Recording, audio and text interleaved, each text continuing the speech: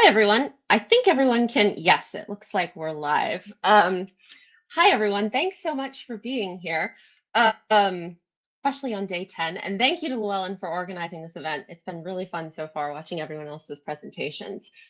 So let's see. My name is Steele Alexandra Douris, and today I'm giving a talk on the link between Victorian paranormal investigation and its roots in the Victorian spiritualist movement. So a nice 19th century presentation today. I'm hoping that there will be time for questions at the end. The last time I sort of looked at this presentation, it was running slightly long.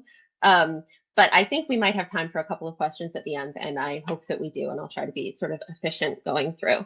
So I'm the author of Spirit, Seers, and Seances, Victorian Spiritualism, Magic, and the Supernatural, which is coming out on September 8th in the United States. And then I think its international release is a month later in October. So, and it's available for pre-order now. And just very quick about the book. Spirit, Seers, and Seances is sort of a whirlwind tour, like cultural history of the supernatural and spiritualist landscape during the Victorian period. So it has chapters on sort of foundational core spiritualist practices like seances, automatic writing, channeled trance speech, spirit photography. But then I also take a step back from spiritualism, and there are chapters on sort of the broader supernatural landscape during the 19th century. So ghost seers, ghost lore, folklore about fairies, Gothic fiction, celebrations of Halloween in the 19th century, the tradition of telling ghost stories at Christmas, and a chapter on Gothic fiction and pre-Raphaelite art. So it's, again, sort of this like whirlwind exploration of a lot of these kinds of supernatural customs, practices, and motifs that people like associate with the Victorian era, but may not feel like they have like kind of an in-depth knowledge of or a sense of how these different practices and beliefs kind of coexisted and connected in the 19th century. And so this book talks a lot about, how Victorian practitioners and believers actually would have studied and taught and used these beliefs in the 19th century.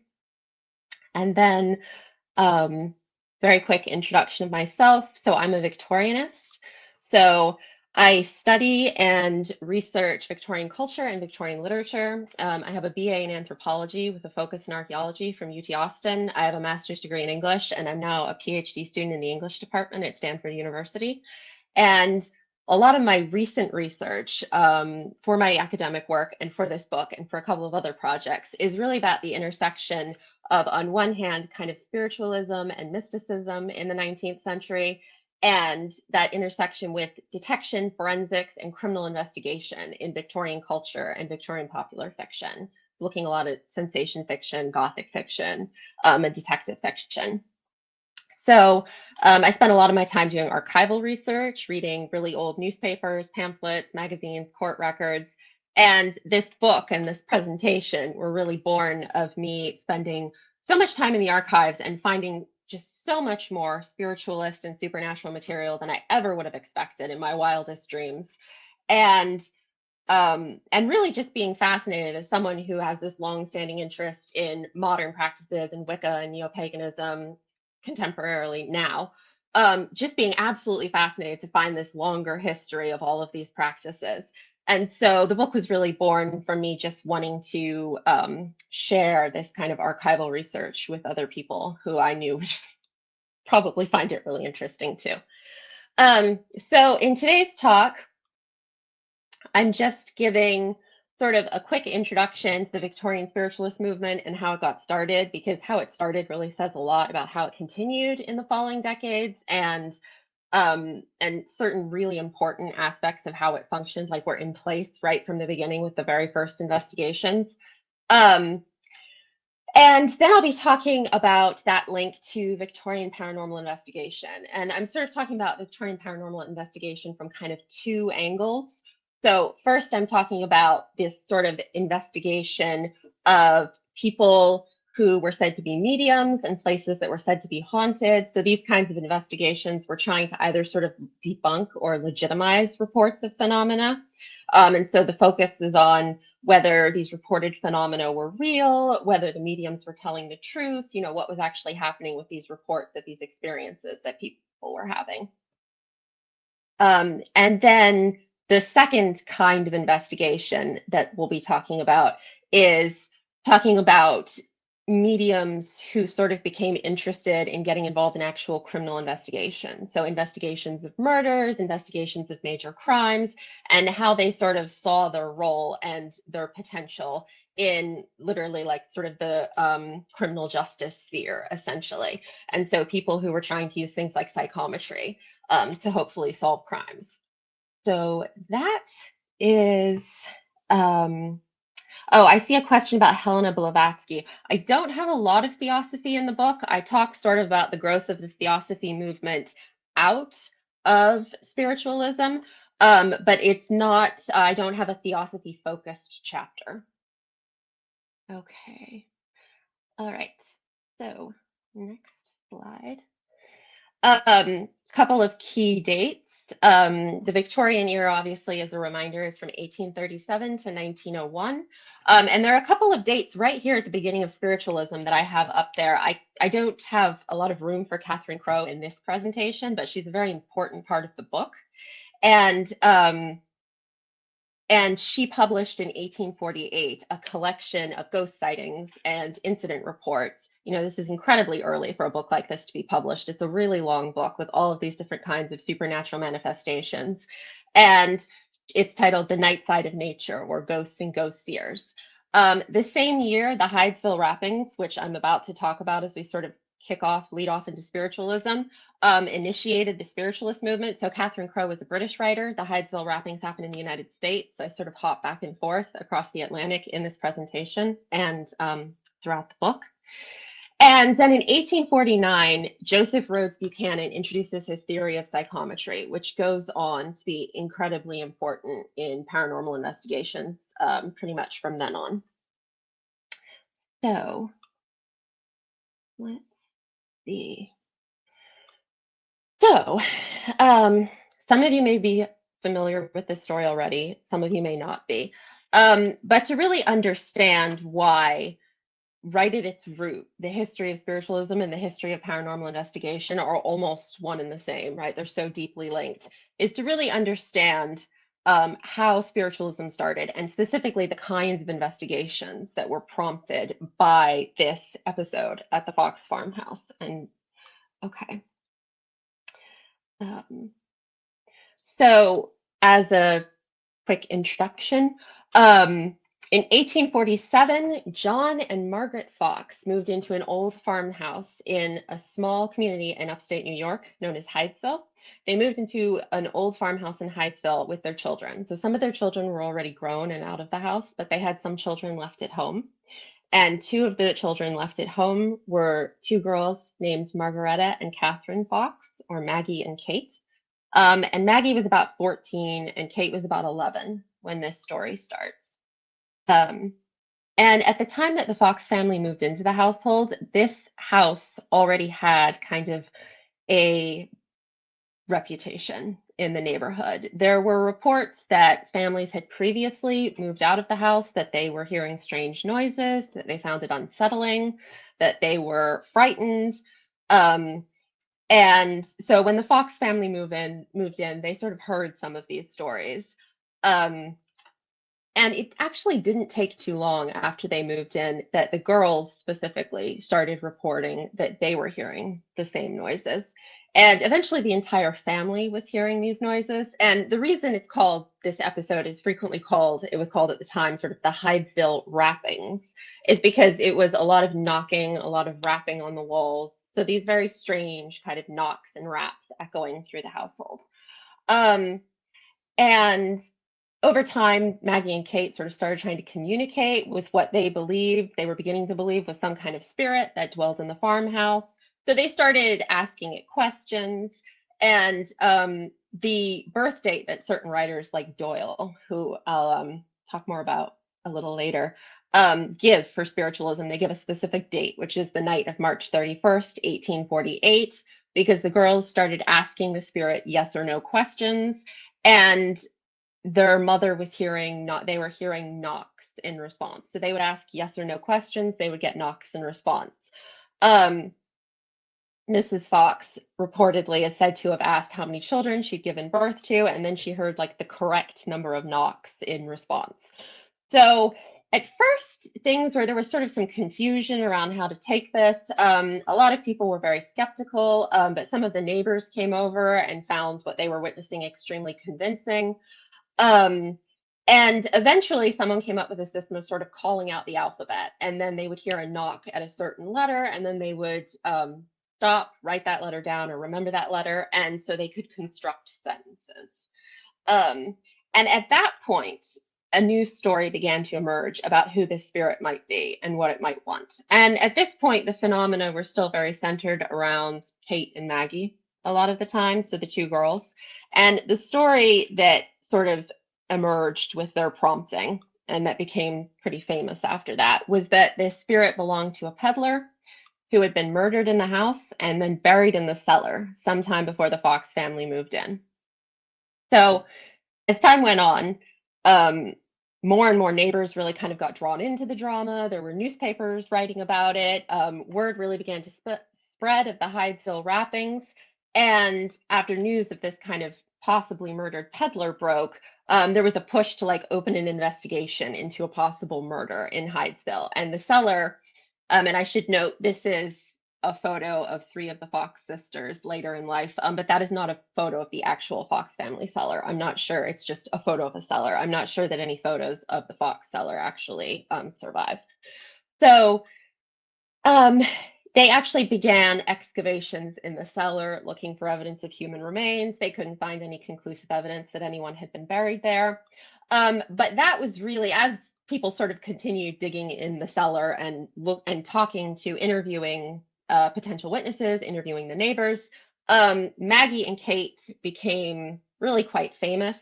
They started working with their much older adult sister, Lee Fox, who, or Lee, she was married, so she had a different last name, who was sort of acting as their manager, but then also became involved in spiritualism herself. And basically, they started booking what would go on to be called sessions or séances, which is from the French word for session, sittings, sessions, séances, during which they would sort of use the same techniques that had been developed in the farmhouse to communicate then with typically spirits that, you know, the people who came and sort of booked the séance were interested in communicating with.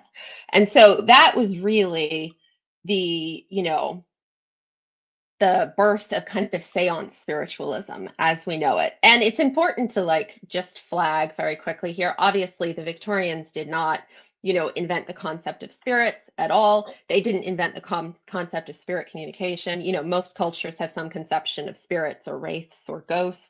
And most of those cultures that have an idea of spirits also have some sense of how you would go about contacting them, or, you know, getting information from them, receiving epiphanies from them. So what they invented, though, is this very distinct, very kind of iconic, specific, like seance-centered practice of sort of structured spirit communication.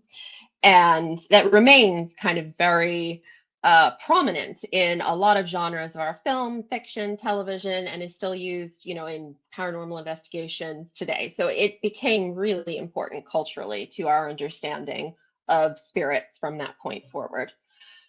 The reason I think it's important to talk about, it was important to start with this, even though most people who have read about spiritualism have already sort of heard the story of the Fox sisters, is because it's important to flag these two kinds of investigations that are going on at the farmhouse. Because at that point in the late 1840s and the early 1850s, there's essentially both kinds of paranormal investigation that I'm interested in and that I write about in the book taking place. So on one hand, there's this investigation into the phenomena. The Fox sisters are being investigated. The family and the household are being investigated. People want to know if these phenomena are real. They want to know if it's an elaborate hoax or if people's imaginations are just running away with them.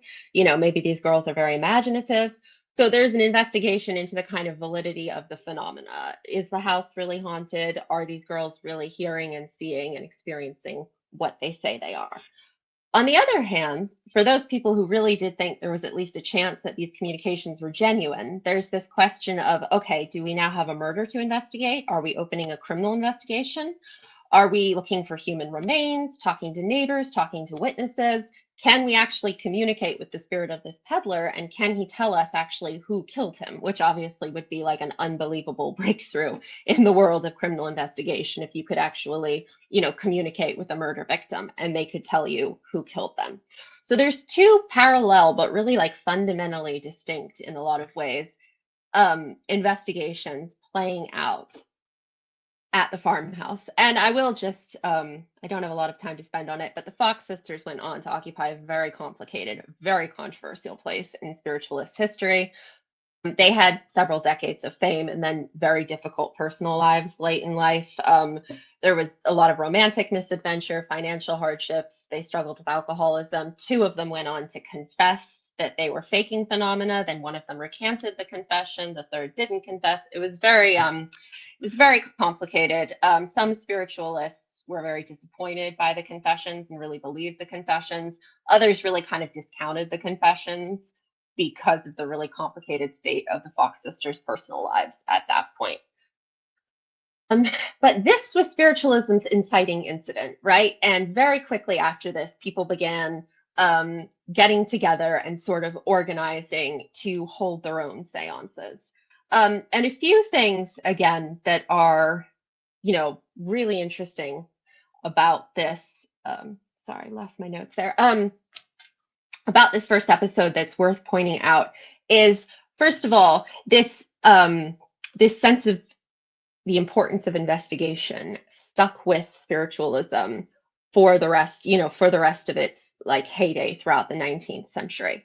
So spiritualists actually commonly referred to themselves as spiritualist investigators. And when you read spiritualist papers from the 19th century, they often encourage people, they'll have instructions for holding your first seance at home. And they'll say, like, here's how to conduct a spiritualist investigation at home. Here's how to conduct a spiritualist experiment at home. So they were sort of really intertwining, even though they had this sense that it was sort of a mystical or a religious or a spiritual practice, there was this really strong drive within the movement to also make it systematized and organized and to compare results and to experiment with different factors to see if you got better results at a seance with certain combinations of people at certain times. They were incredibly, incredibly invested in the details and the specific balance of people at a seance. So they really expected people to kind of experiment with who they had at the seance, where they sat, and they expected people to then kind of share notes. And so there was this entire the thing that I found so fascinating when I was first researching this is just there's so much material. There are pamphlets, instructional handbooks, journals, newspapers, magazines.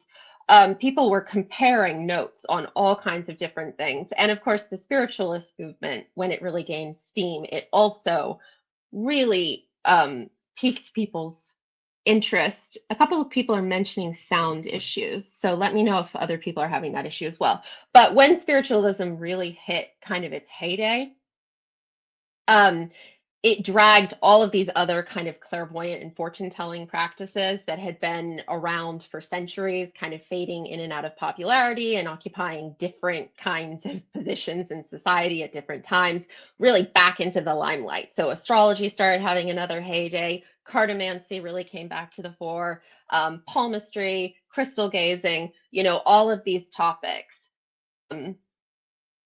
really were sort of pulled back into the limelight when spiritualism became this phenomenon that it did.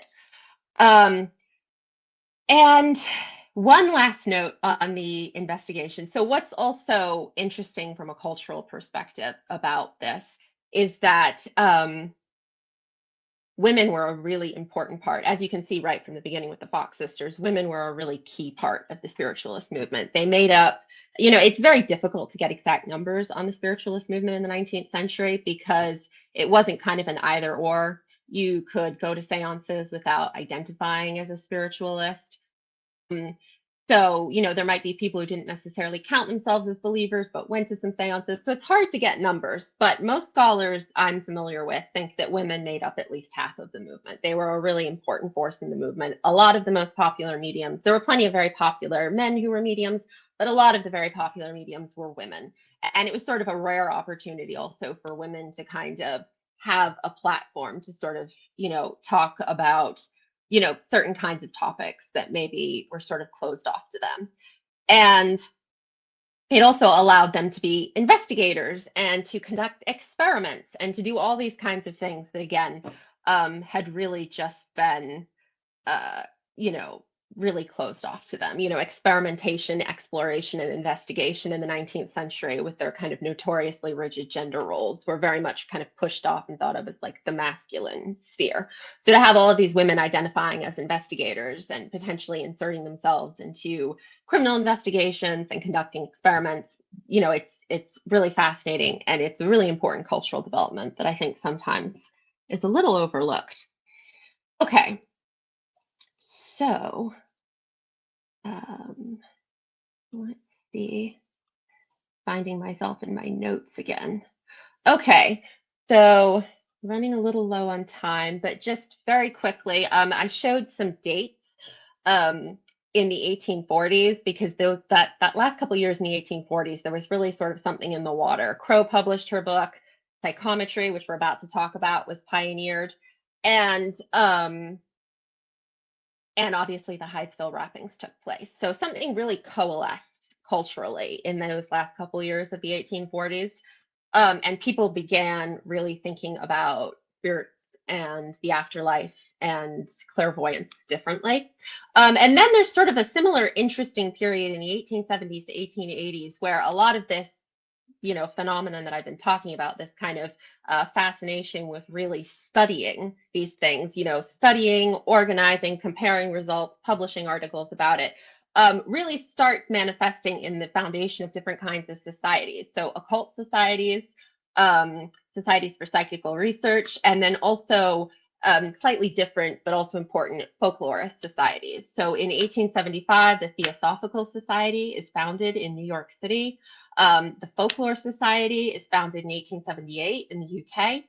1882, we've got the SPR, the Society for Psychical Research in London. 1887, the Hermetic Order of the Golden Dawn. And then in 1888, the American Folklore Society is founded. And these spirit photographs, by the way, on either side, they are from a book from 1882 that is titled Chronicles of the Photographs of Spiritual Beings and Phenomena Invisible to the Material Eye, Interblended with Personal Narrative, which is the most Victorian title of all times. And I love it. And the photos are very strange. So, all right. Okay, to return to my notes just for a second. All right, so taking the little bit of time I have left to kind of look at spiritualist investigation from another angle. We've already talked about the investigation of phenomena. We've talked about spiritualists investigating phenomena and sort of being investigated themselves. But many spiritualists, as I said, and mediums and clairvoyants, saw themselves as people who could aid in criminal and especially murder investigations, right? So they were very interested in their sort of potential in the sphere of crime solving. And there's one development in particular that really kind of was very important in the sort of unfolding of this new sort of interesting marriage between kind of criminal investigation and paranormal investigation. And that is the development of psychometry. And for those of you, all right, we'll get to that quote in a minute. But for those of you who, some of you I think will probably be very familiar with psychometry already, but it's basically the theory that objects have their own energy or spirit or memory or soul. Different people have very different ways of talking about it, and the Victorians had their own way of thinking about it. But that someone who is clairvoyant or has a certain gift could pick up an item and could read or receive a vision of events from that item's past, a vision of its owner, of what happened to its last owner, of something dramatic that occurred while this object was in the room, really kind of all kinds of potential visions and sensations. And so psychometry, the main thing I want to, well, there's a few things about psychometry, and I'm running out of time. But psychometry is very interesting. It was sort of grouped in with other forms of divination or fortune telling, which I should note, Astrology at the time was grouped in with fortune telling. Now, a lot of times it's sort of its own thing, but at the time it tended to be grouped in um, with cartomancy and palmistry and crystal gazing. But the interesting thing about all of those other practices during the Victorian era is, first of all, the Victorians didn't invent them, they inherited them. So astrology and palmistry were really old, cartomancy and crystal gazing were at least several centuries old. But psychometry was really, again, that practice, that term, that was coined in the 19th century. It was sort of born of the Victorian era. And unlike all of the others, which were very focused on prediction and looking in the forward, looking into the future, psychometry was all about looking backwards. It was all about the past. And in some cases, it was proponents of psychometry were really interested in what they saw as its potential to shed light on the far past, the distant past, the ancient history, and even prehistory. So moving on in just a minute to my favorite quote. The term psychometry was coined by, where are my notes? Joseph Rhodes Buchanan, who was an American physician. And he coined the term in 1842 and first started publishing about it after the Hydesville rappings in 1849. But one of the biggest writers on the subject were actually this husband and wife team, William and Elizabeth Denton, also Americans. And William Denton was very interested in kind of geology and archaeology. And he was very interested in the potential of psychometry to be used for getting glimpses of literally ancient civilizations or prehistory or time before humans. And he felt that it had like tremendous potential in these kind of academic disciplines that were springing up at the time, like geology, archaeology, paleontology. And so he was, very passionate about that. But he was also extremely optimistic about psychometry's potential application in criminal investigations. And there's this quote from his book. So Elizabeth and William Denton wrote a book together, published in the 1860s, called The Soul of Things. And in there they have this quote: "Psychometry will yet be employed for the discovery and prevention of crime. In its presence, and it is omnipresent, the faintest whisper is loud as the rolling thunder, and there is no cunning that can conceal an evil deed from its eye. Its very commission is its publication. It is a mistake in more senses than one to suppose that dead men tell no tales. Their very bone cells contain the record of every deed committed and every outrage suffered. The dungeon hears and treasures every sigh of tyranny's victim, and the ashes of the martyrs contain the story of their wrongs. It has been said that the face of the murderer has been found daguerreotyped on the pupil of the eye of his victim. Whether this is true or not in the sense of ordinary vision, it is certainly so as far as psychometric vision is concerned."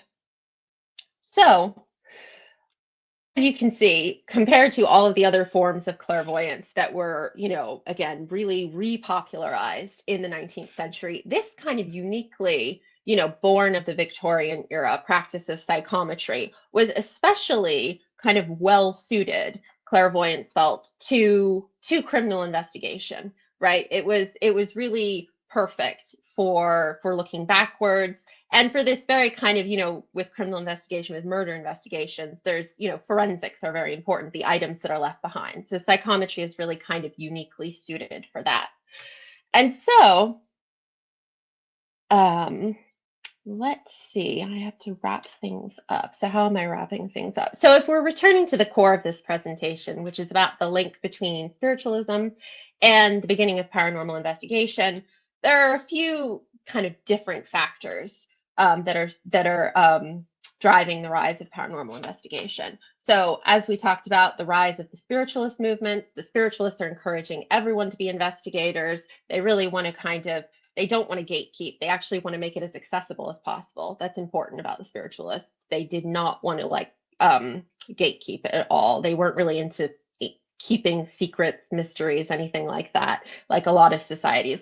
They really wanted everyone to be an investigator. So they're encouraging this kind of explosion of investigation and exploration. And they're encouraging people who've never been investigators before to investigate.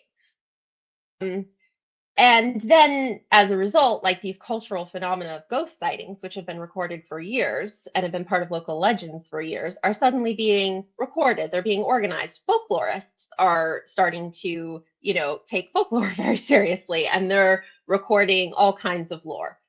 And then we had this cultural fixation that the Victorians had with the past. And you can see this sort of manifesting in these academic fields like archaeology and paleontology and geology that are coming into their own in the 19th century. And people are really intrigued by these artifacts and fossils and by this idea that you can learn something really important about the past from something you can hold in your hand, right? And it's like this sort of, these philosophies sort of become interwoven. And then you have the development of psychometry in the mid-19th century. And also, which I talk about more in the book, the landscape of forensics changes a lot in the 19th century. So fingerprinting, ballistics, all of these new tools are being experimented with. And detective fiction is coming, it's coming into its own. It's sort of born in the 19th century as well. So there are a lot of different ways in which the 19th century is kind of the era that gave us investigation, that gave us, this paranormal investigation and this kind of impulse to record and investigate ghost sightings and ghost lore. Okay, so I don't want to go any further over time. I think maybe I have time to just look and see a couple of questions. Oh, and I think there are some links for where to find me while I just look in the chat. I think I have about one more minute.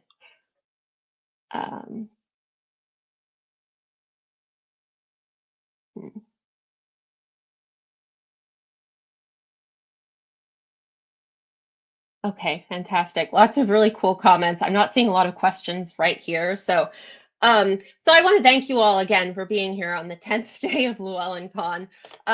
Yeah, I really appreciate it. I have a website, I have Instagram. The Facebook page is quite new, but I'll probably be more active on there soon. And the book comes out in September. So yeah, so thank